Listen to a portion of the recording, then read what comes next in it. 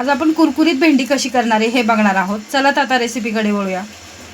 मीठ, बेसन पीठ, तांदळाचं पीठ आणि आपण भेंडी घेतलेली आहे पावशर। नंतर हळद, मिरची पावडर। ही भेंडी आहे ना आपण अशा प्रकारे कट करून घ्यायची, म्हणजे पूर्ण नाही चिरायची, शेवटपर्यंत एकाचे 4 भाग करून घ्यायचे। हे पहा अशा प्रकारे। तर अशा प्रकारे आपण ही भेंडी कापून घेतली आहे। आता आपण 2 चमचे बेसन पीठ घेणार आहे, त्यामध्ये 1 चमचा तांदळाची पिठी घेणार आहे। तांदळाचं पीठ आपण घेतल्यामुळे भजे असे कुरकुरीत होतात। चमचा हळद आणि अर्धा चमचा लाल तिखट घेतले आपण, आणि चवीपुरतं मीठ। आपण लाल तिखट कमी वापरले कारण की लहान मुलं खातात, त्या हिशोबाने तिखट तुम्ही कमी प्रमाणातच घ्यायचं आहे।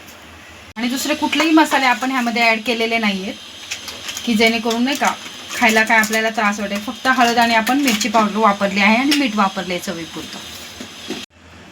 आता आपण ह्यामध्ये साधारण 2 ते 3 चमचे फक्त पाणी टाकून हे पीठ मळून घेणार व्यवस्थित, म्हणजे जसं आपण भजीसाठी मळतो त्या प्रकारे। जास्त पातळ पण नाही आणि जास्त घट्ट पण नाही।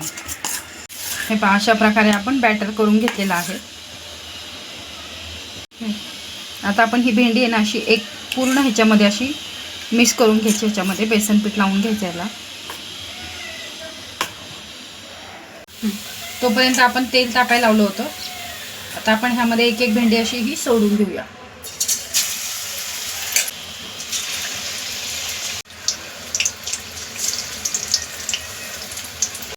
आता आपली एक बाजू व्यवस्थित गोल्डन ब्राऊन होईपर्यंत आपण जरा 2 मिनिटं थांबून घ्यायचं, मग ती व्यवस्थित हे पहा अशी मग पलटले जाते।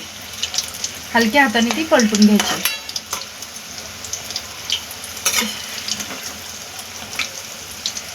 आणि ही बाजू इकडे करायची।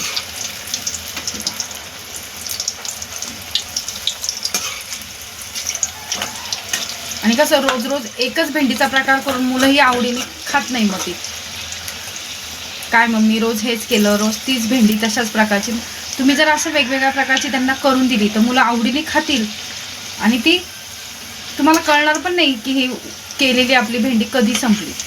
एवढं व्यवस्थित आवडीने खातील। आणि माझ्या मुलीला तर भेंडी खूप आवडते, त्याच्यामुळे मला काय मी त्याचे वेगवेगळे प्रकार करून तिला देत असते। हे बाकी ती व्यवस्थित आता गोल्डन ब्राऊन झालेली आहे। आता आपण काढून घेऊया आणि अशाच प्रकारे आपले उरलेली भेंडी पण आपण फ्राय करून घेऊ। हे पहा आपले अशा प्रकारे कुरकुरीत भेंडी खाण्यासाठी तयार झालेली आहे। तुम्ही ह्याला भेंडी कुरकुरीत भेंडी म्हणू शकता, किंवा भेंडीचे पकोडे पण म्हणू शकता। तुम्हाला जे हवं ते तुम्ही नाव द्या, किंवा कमेंटमध्ये मलाही सांगा की तुम्हाला ह्यामध्ये त्याला काय नाव देऊशी वाटलं आहे।